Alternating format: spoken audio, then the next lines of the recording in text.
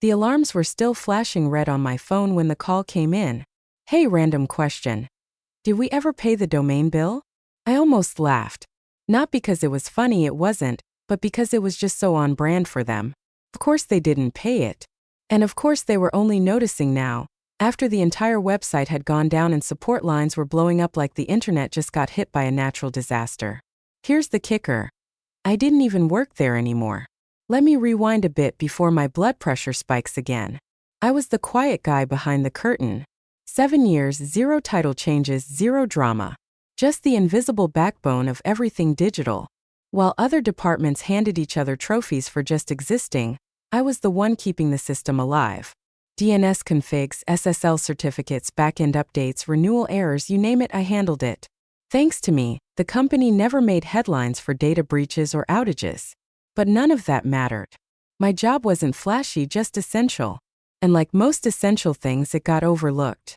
That is, until Jeremy showed up. Jeremy, the new brand director, walked in like a human TED Talk soaked in vape juice. Slick hair, teeth so bright they should have come with a warning label, and an obsession with PowerPoint that made interns rethink their life choices. We're not just a company, he announced during his first all-hands. We're a vibe. I knew we were doomed the moment he said synergy with a straight face. Now, to be fair, Jeremy understood branding. I'll give him that. But when it came to the actual digital infrastructure holding the whole show together, clueless. Try explaining something like DNS propagation delay and he'd stare like you just asked him to translate Latin under pressure. I flagged the domain issue in my monthly report, highlighted it, emailed it, even printed it and slid it under his door. The domain registrar had stopped accepting our old corporate card because someone in finance let it expire and never updated the info. The main domain, was no longer on auto-renew. I'd used my personal card last year to keep it alive. $19. Never bothered to expense it because the procurement department was a bureaucratic black hole.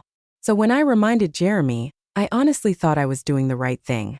The domain's not on auto-renew. It's still under my personal account from last year, I said, nice and calm. I even tossed in legal liability, hoping maybe that would penetrate whatever marketing fog he lived in. He actually laughed. Swear to God. It's $19. We'll deal with it later, he said, brushing it off like I just suggested buying staplers instead of ad space. Then he turned back to his slides about redefining engagement funnels. 3 days later, HR revoked my badge access. Told me my role had been absorbed into a new marketing-centric digital team. No meeting. No thank you. No knowledge transfer. Just a new access policy and Dale from security. Good guy, big heart. Hugging me at the door like I'd just been drafted. Quick pause. If you're into real-life stories with a little revenge and a lot of karma, go ahead and hit that subscribe button. Like the video too, it helps more than you'd think. Okay, back to it. So there I was, at home with a cup of gas station coffee going cold in my hand, staring at the domain registrar dashboard. My name still listed as the owner. Their website still tied to my account. No one had transferred it back. No one reimbursed me. No one even asked. And as I sat there watching the renewal date creep closer, something hit me like a jolt of static from a live wire. I didn't know them a damn thing. Not my time. Not my knowledge. And definitely not the domain they couldn't be bothered to take seriously. I'd kept their online presence alive for 7 straight years, without a single LinkedIn endorsement, without so much as a thank you. I was done carrying them. But the domain? Yeah, the domain wasn't done. And neither was I. They didn't even give me a meeting.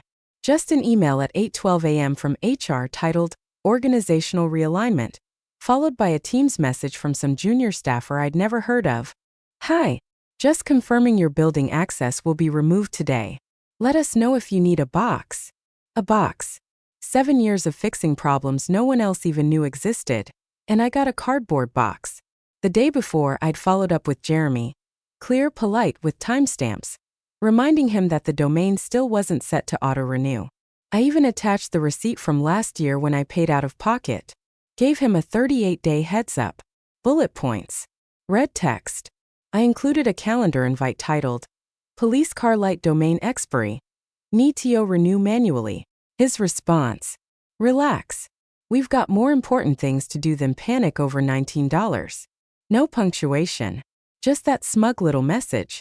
And then, because apparently condescension wasn't enough, he reacted with a laughing emoji. Like I was just some IT dinosaur clinging to obsolete tech while he vibified the company into a brand experience. I didn't argue. I didn't reply.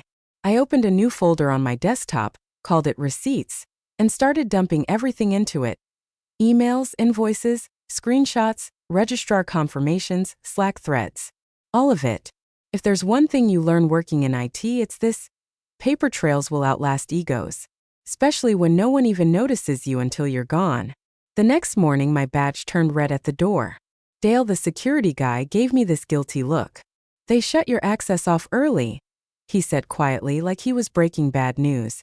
"No heads up or anything." "Not your fault," I told him, taking the box from the front desk like some sad little trophy for 7 years of being invisible. The box was already pre-folded.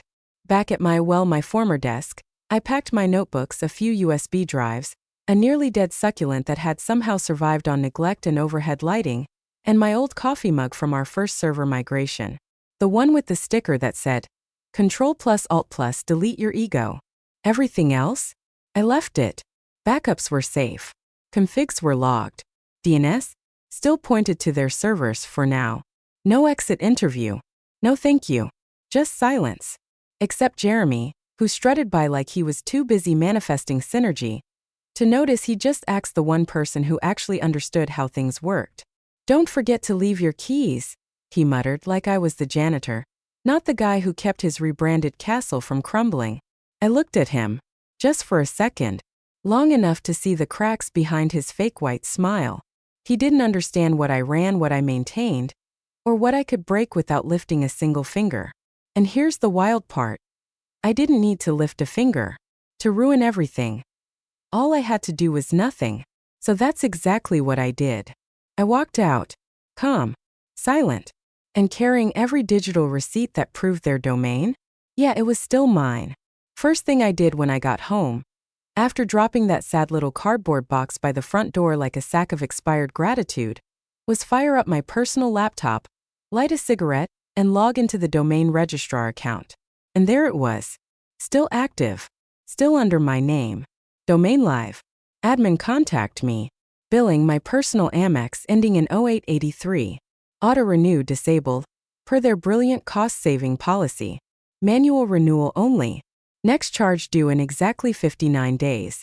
I just sat there staring at that dashboard like it was a live grenade counting down. 7 years ago, that domain was registered by our old CTO. He bailed during the great restructuring of 2018, and it fell into my hands. A year after the old CTO left, billing failed again. Another genius streamlining move from finance. I wasn't told. No one asked. No one gave approval. I just caught the payment decline flag in my alerts. 18 hours before the domain was set to expire. Marketing had just dropped $60,000 on a campaign, and the domain was baked into every asset. So I stepped in. Paid $19. Out of pocket. Again. I sent them the invoice. Silence. Then came COVID. Then the layoffs. Then the temporary budget freezes that never unfroze. And somehow the domain just became one of those shadow responsibilities. "Oh, right, you still handle that?" I'd remind them once a year. No one listened. But now I could hear every single one of those ignored warnings echoing in my head like a fire drill they never ran. They thought digital infrastructure worked like plumbing. Set it once and forget about it.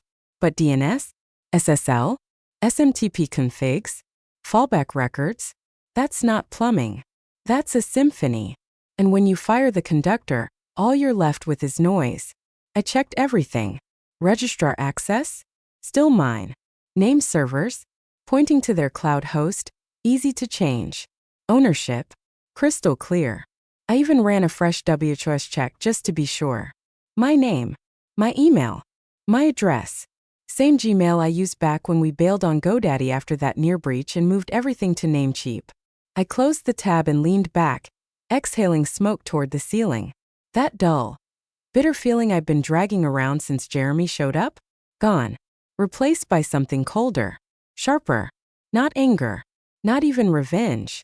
Just clarity. They built a castle on sand. I showed them the tide. They laughed. So let's see how their engagement funnels hold up when the funnel vanishes.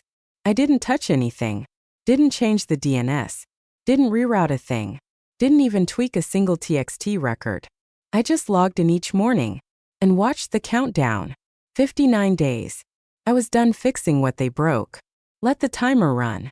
Funny thing is, I didn't even have a plan at first. People always imagine revenge as this dramatic, scribbled-out manifesto on a whiteboard. But mine? It started as a shrug, an afterthought. One night, while clearing out my inbox, trying to unsubscribe from every useless company newsletter I piled up during my time in corporate hell, I saw his name, Ryan Walker. Subject: still trying LOL. Sent 2 weeks ago. Ryan used to be my neighbor, back before our neighborhood got revitalized. We lived in falling apart third-floor walk-ups and bonded over broken Wi-Fi and whatever beer was cheapest that week. He was always building something, always chasing the next big thing. Hopeful, scrappy, one step away from success, and always missing the last technical tweak that could have pushed him over the edge. His latest project? A hyper-specific, ethically sourced dog accessory store. Yeah, I know how that sounds, but it actually had potential. Clean layout, good product photos, SSL cert was in place, but no traction. Just him, a Squarespace shell, and maybe 6 visitors a day, 3 of them probably bots. I shot him a message. Still selling the tug toys with recycled climbing rope? 6 minutes later. Yup. Still yelling into the void. And just like that, I had direction. Not revenge. Not justice. Just momentum. Something to pull me forward. I offered to help. Told him I had time. Didn't mention the domain. Not yet. Just, hey, mind if I poke around your backend config? Over the next week, I tuned that site like a dusty old piano. I stripped out the bloated plugins some freelancer had tossed in during a $300 optimization package, rewired Ryan's lazy loading, fixed all the header tag hierarchy, and gutted the image compression settings that were choking the site speed. Half the time he had no idea what I was doing, but he thanked me anyway like I was performing brain surgery on his entire business. And yeah, I watched the numbers. The analytics started climbing, not by a lot but enough to matter. From 6 visitors a day to 42, then 80, then over 100. Still not profitable, but it was breathing. It had a pulse. That's all I needed. I never said it out loud, but I was building something, prepping the launch pad, because I knew what was coming. Every day, I logged into my registrar account like it was a morning ritual. Watched the countdown shrink. Still my name. Still my card. Still 0 contact from the company. No email. No legal notice. Not even a passive-aggressive nudge from accounting. They either forgot about it, or assumed the domain would renew automatically through some divine act of Silicon Valley mercy. Let them assume. Meanwhile, I mapped out the redirect. Didn't need a whole plan. Just the DNS keys. The second that card got charged again, I'd hold all the leverage. And no, I wasn't planning anything shady. No malware. No revenge post. That wasn't the point. I just wanted the traffic to keep flowing.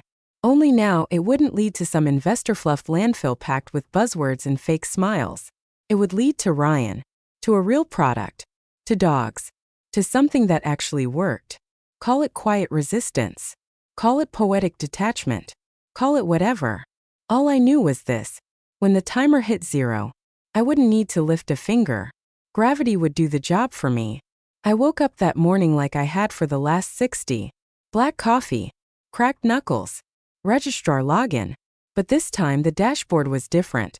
Transaction complete. There it was. $19. Charged to my Amex at exactly 3:12 a.m. No confirmation email from the company, of course. They didn't get one. Billing info? Mine. Contact. Still me. Digital ownership? Locked in for another year. I just sat there for a second. Coffee in midair. Staring at the screen. 0 hour. That domain, their sacred asset, the one printed on billboards and embedded in every email signature and QR code, had just silently renewed under the name of the guy they fired for being too reactive. I was now the only one standing on the bridge they'd been blindly marching across for years. I opened the DNS panel, took a breath. One single change. Edited the A record. Pasted in the IP I'd saved 2 weeks earlier. TTL? 600 seconds. 5 minutes. And just like that, the blood flow changed direction. Their site? Offline. No splash screen. No friendly message. No redirect. Just gone. The file still lived somewhere, sure, on a rented server. But the domain? The front door? The address the whole internet recognized? Now led somewhere else entirely. I flipped to Ryan's analytics page. 10 visitors. Then 34. Then 107. By noon he called me, panicking. Dude, what is happening? I think my tracker's busted. I told him to relax. Check inventory. Don't touch anything. He asked if I'd hack something. I said no. Just gravity. By 3 p.m., I could practically hear the company's Slack melting down. Interns probably refreshing pages. Dev team blaming VPNs. Jeremy, I bet, pointed fingers at the back-end team first. Why admit ignorance when you can outsource the blame? By 4 p.m., someone must have run a WS lookup. That's when my name would have lit up their screen. And I can only imagine the look on their faces. While they were choking on confusion, I was home barefoot, ashtray overflowing, low music playing, and watching Ryan's site come to life. It was like watching a weed force its way through busted pavement. Card activity? Bounce rate? Dropping. Session length? Spiking. Someone in Sweden even added 3 leashes and a biodegradable poop bag holder to their cart. And we hadn't marketed anywhere near Europe. The irony hit me like a slow wave. A massive global brand with millions in backing, a 15-person marketing squad, and a caffeine-chugging visionary running the show. Undone by a forgotten $19 invoice and the quiet resignation of a woman they let go like I was nothing. I didn't grin. Didn't cheer. Didn't say a word. I just watched.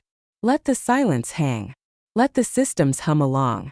Let the numbers climb steadily, quietly on the wrong website. Catharsis doesn't always come with explosions. Sometimes it's $19 and a redirect. And sometimes that's all it takes to burn a castle to the ground. The meltdown didn't start loud. Just a few 404s. A site unreachable ping. They probably thought it was some caching issue. Maybe a VPN hiccup. Maybe DevOps pushed a bad build. But then the paid ads kept firing. Tens of thousands in spend going straight into a void. Click. Error. Click. Blank page. Click. Dead link. By 11 a.m., their customer service lines were jammed. Total chaos. People couldn't log in. No checkouts. One woman even called in crying, thinking her subscription had been canceled. Meanwhile, the automated systems, still burning money, still firing ads like nothing was wrong. That's the thing about smart systems. They're only as smart as the people watching them. And those people, they fired me. I didn't have all the details about what was going on inside, but a friend in product sent me a screenshot around 1:32 p.m. It was from a Slack channel someone had spun up in full panic mode. Marketing Ops Crisis Channel. The top message read, "Who TF changed the domain?" From there it spiraled. Accusations. Jargon. Someone asked if Cloudflare was down. Jeremy chimed in with his usual brilliance. Try toggling DNS off/on. By 2 p.m. it was full-blown chaos. Emergency Zoom calls. Managers yelling into webcams. Blaming everything from vendor outages to Mercury being in retrograde. Anything but their own mess. Then someone, probably the only adult left in the room, asked the real question. Wait. Who originally registered the domain? Not who hosts it. Not who manages the DNS. Just who owns the name. And in that moment, I guarantee the room went dead silent. Amir, I think, quiet guy from QA, ran a WS lookup. Boom. There it was. Registrant me. Admin contact me. Billing contact me. No legal lock. No corporate override. Just my name. Sitting there like an unexploded landmine they forgot was ever planted. The screenshots after that were pure gold. Slack threads cutting off mid-sentence. One reply that just said, "Wait, is that her?" Then nothing but a reaction emoji, face without mouth. Jeremy tried to cover it, of course. Claimed it was a known vendor transition issue. Blamed a third-party DNS miscommunication. But you can't spin a lie when the foundation's already on fire. The CFO joined the call around 3:30. Didn't say much. Just asked, who had control of DNS and registrar access before the reorg? And that's when it hit them. No one had that list. Because I was the list. I didn't answer emails. Didn't reply to any missed calls. Ignored every urgent calendar invite. They even tried reaching out to my old work Gmail. Like maybe I'd left some magic password tucked away in a draft or hidden doc. All they got back was radio silence. Meanwhile, their funnel data flatlined. Their sales dashboard bled out in real time. And their big shot brand director, Mr. It's just $19, sat red-faced on a Zoom call, blaming a ghost. But I wasn't a ghost. I was the foundation. And when you fire the ground floor, you better not act shocked when the whole building starts to collapse. Somewhere around the 6th or 7th urgent in their subject lines, they called an emergency board meeting. I didn't need an invite to picture it. Same sterile conference room. 2 bright LEDs buzzing overhead. Big glossy posters showing smiling customers. Customers who now couldn't even access the website. And at the far end, beaming in from London or Bali or wherever their CEO was hiding from Q4 fallout, came the boss himself on a massive flat screen. His voice I heard was low and deliberate. Who the hell let this happen? No one answered. Just the sound of people stalling with coffee sips and darting eyes. Jeremy, I was told, launched into his usual song and dance, talking about legacy handoffs and visibility gaps in registrar documentation, like buzzwords were fire extinguishers. But then someone, maybe legal, maybe one of the old-school IT folks, glanced toward the empty seat at the table. My old chair. Still vacant. Still warm probably from the intern who'd been monitoring uptime dashboards, while secretly praying nothing blew up. Then the CEO spoke again, quieter this time. You fired her, didn't you? Silence. I could just imagine Jeremy's face trying to hold itself together. Maybe he tried a weak smile. Maybe he threw out another deflection. But you can only hurl so much corporate glitter before people realize you've got no substance. Just an expired domain and a pitch deck full of nonsense. By then, they had to be knee-deep in a full-blown digital audit. Every log entry. Every renewal timestamp. Every WHS check. All of it pointed to the same name. Mine. They let me go because I was too cautious. Said I overcomplicated workflows. Said I didn't move fast enough for marketing's velocity goals. But here's the punchline. The most cautious person in the company had been the only one standing between them and total collapse. They mistook caution for weakness. They didn't realize it was the only reason their system hadn't already imploded. I never made a threat. Never touched their files. Never violated a contract. I just kept what was mine. And now, during what was probably their most expensive meeting of the year, dozens of execs, consultants, and strategic thinkers all crammed into one room. Every single eye turned toward an empty chair. The one person who could have stopped it had walked out 2 months ago, calm, quiet, cardboard box in hand. They never asked what I did. Never read the reports I flagged. Never followed the breadcrumbs I left behind. And now, while PR scrambled for a damage control statement and ad dollars evaporated by the hour, they finally understood. The only person who'd read the fine print was gone. I don't know if Jeremy cried, but I know he stopped talking. And I know that when the CEO asked who was in charge of domain renewals, no one had an answer. Because the answer had already left. The first attempt to reach me came in the form of an email. Subject: urgent clarification regarding domain ownership. Sender: outreach@brandgroupco.com. It read like someone trying way too hard to sound calm while typing through a panic attack. The email was full of that polished kind of desperation. We believe there may have been a misunderstanding. We'd love to resolve this amicably. Like this was a minor mix-up at a 4-way stop, not a full-scale digital catastrophe. Then came LinkedIn. Messages from Jeremy, the CFO. Even that smug HR guy who handed me my box like he was gifting a farewell candle. Suddenly, they all remembered my name. All trying to connect. Like we hadn't stood on opposite ends of a burning bridge they'd torched themselves. And then my personal Gmail.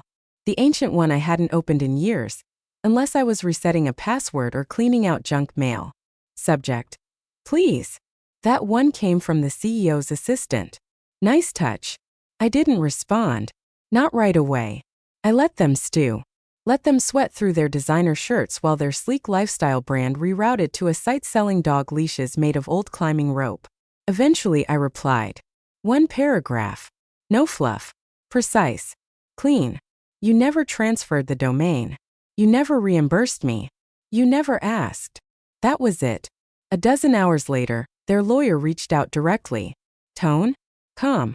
Measured. Like he thought a little professional polish might win me over. He tiptoed around the obvious. They had no claim. No documentation. No payment trail. Not even a formal transfer request. Perhaps we can find a reasonable price for transition, he wrote, like I was flipping a Craigslist domain, not holding the keys to their digital kingdom. I replied the next morning. Market rate. No threats. No anger. Just business. Because that's what this was. Not revenge. Not extortion. I wasn't demanding groveling apologies or blasting them with memes. I wasn't even mad. They treated the domain like an afterthought, so I treated it like an asset. They ignored the warnings. I let the clock run. Now they were sitting in a crater of their own making. 6 figures of ad spend vaporized, a website rerouted to Tug Toys, and an investor call on the horizon. They were ready to talk.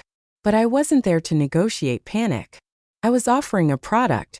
It just happened to be the name they'd spent years building their brand around.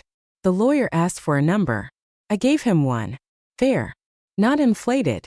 Backed by traffic data, conversion rates, and brand equity, I had quietly protected for nearly a decade, while they were off disrupting the retail space.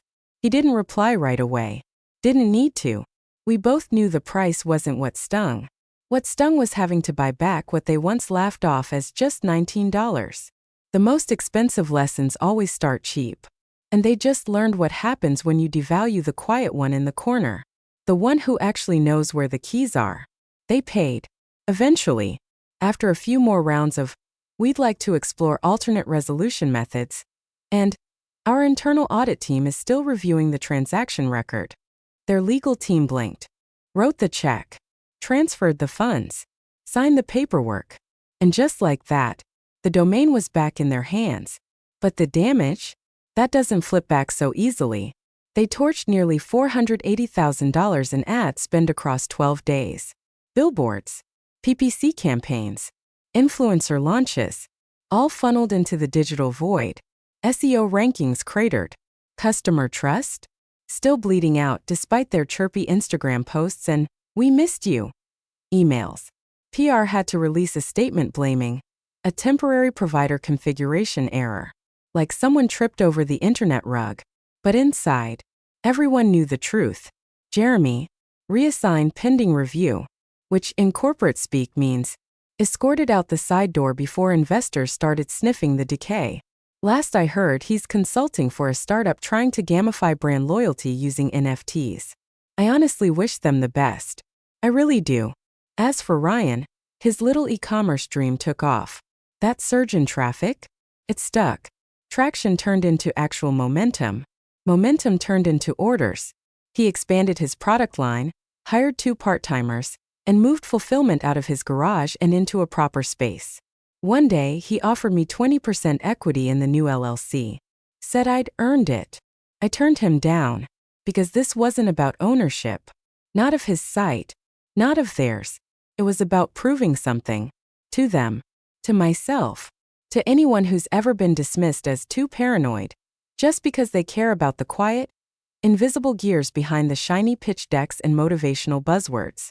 A few weeks after everything was finalized, I walked by the old building. Just for the hell of it. Same lobby. Still trying too hard. Brushed steel. That weird smell of burnt espresso and recycled ambition. I pulled my old badge out of my coat pocket. The corner was cracked, like it had been waiting to break. I tapped it on the reader. I already knew what would happen. Red light. Access denied. Of course. I laughed. Not bitter. Not smug. Just free. Because for the first time in years I wasn't the safety net. I wasn't the last line of defense. I wasn't the invisible fixer stretched thin beneath a team too arrogant to look down. I was done. I was gone. They built their brand on borrowed ground. I gave them every chance to claim it. They ignored it. Then they forgot. So for $19 a year, I bought silence. And the final word,